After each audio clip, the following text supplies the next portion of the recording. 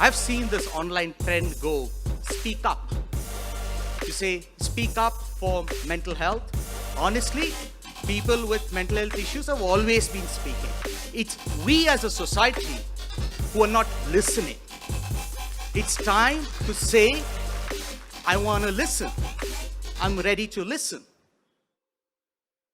Carrying on the vision and legacy set by his parents of enabling access to quality mental health care, Sir is a futuristic director of the Kadabums Group. Having completed his healthcare management from Manchester Business School, Sir has brought in various international standards of mental health care protocol into the organization. Mr. Sandesh is described as the present and future of the Kadabums Group.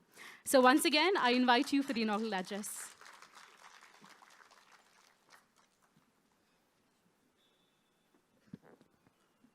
Good evening, ladies and gentlemen. I offer my respect to my parents, the founding members of Kadabums, for which we exist today. Thank you. And my eternal soul, my aunt, the drive, the inspiration, probably for which Kadabums started, stood, and will continue to strive. I would like to, first of all, thank each of our panelists for accepting our invite. It certainly means a lot to us. It has taken so long to put together a conversation around mental health and then finally call it a mental health conclave.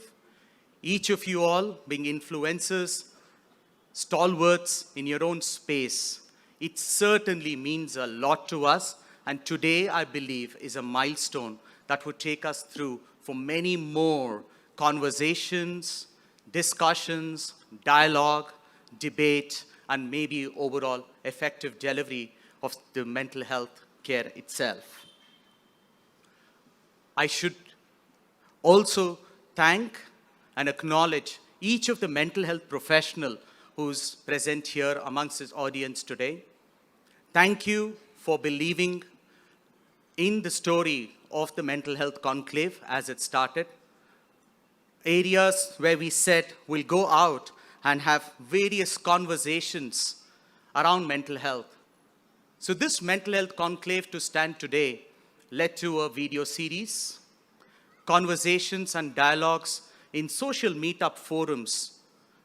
Courtesy our partner Socials was welcoming us. We had conversations around the LGBTQ community with the Hip Hop Bangalore built around great poetry and arts. So this then set the strive to allow us to have the larger conversation.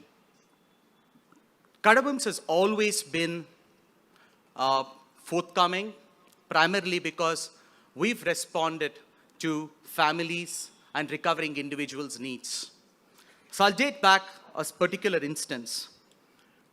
I always knew my parents have founded a mental health facility. Initially, in my primary days, was a little shy to tell in school what my parents did, what it was about, Oh, mental health? Your parents run a mental health facility? Oh, what's that about, right? By I went to the middle school, things probably changed. High school, it changed. But it really didn't matter too much to me. I learned computers. I learned games. Because as a society, as family, it was not easy for us as well. But then we looked at it from the family's point, and to me, I think I have more friends in recovering individuals and the families, and that's why you see all of them here. And that was the drive. Now, that being the very essence and philosophy, Kadabums, to have the first on its feather was not the first time. When we rolled out our supported employment, when we said, let's have an event called Anvesha, we then brought about a quarterly magazine. So all of these were in due course. But when we said, now how can we make this drive to a larger momentum? Prithvi was modest to say that it is just about 100 volunteers that they have.